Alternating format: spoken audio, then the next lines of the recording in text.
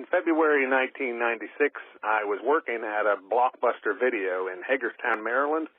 There also always had been a fair amount of indie shows there in the area with Neil Superior and John Rambo and whoever else they could get. And they often held shows there at the local livestock auction at the Boonesboro Arena, they called it. This time somebody got the bright idea to have the wrestlers appear there at the Blockbuster before the show. We did rent a lot of wrestling tapes, so it seemed like a good idea. And as a big fan since I was a kid, I was very excited about this, and even more because it ended up being some well-known guys, I thought. It was recent WWF guys, Adam Bomb, Brian Clark, Tom Brandy, who I think had just been Sal Sincere, and we also got a Doink. I'm not sure who exactly was the Doink. For a while, a lot of folks did show up, and they signed 8x10s and such, but then things kind of tapered off, and the guys were simply hanging out and stuck with wannabe Smart Mark me pestering them. Till we went in the back, and Adam Bomb saw a hat he liked. I can't remember for what movie, if it was Seven or Braveheart or something that came out that year. One of the benefits of working at the Blockbuster is we got lots of cool promotional stuff.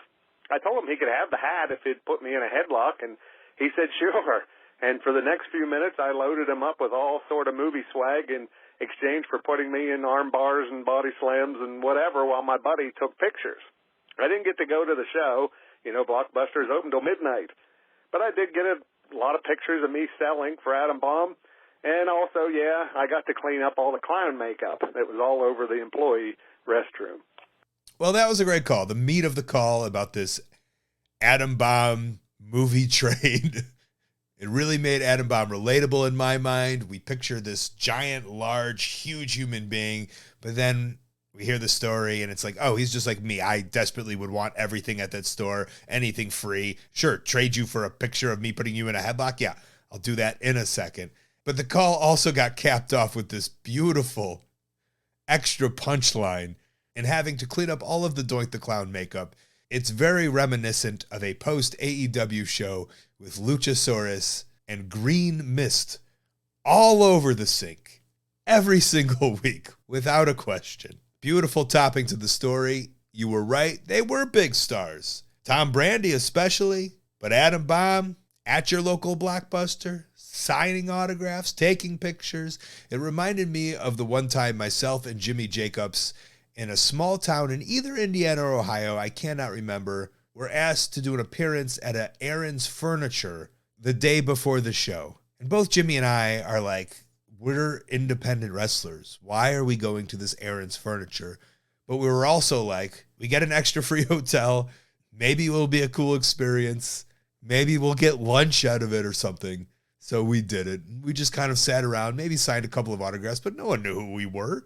As compared to Adam Bomb and Sal Sincere, who could produce a WWF 8x10, the most we could produce was an IWA Mid-South 8x10. I'm sure it wasn't that bad for Adam Bomb, Sal Sincere, and whichever person played Doink that day. Also, shout out to John Rambo. I brought him up in a group text just the other day. Not the actor, the wrestler, whose only claim to fame was a very short stint in the Portland territory.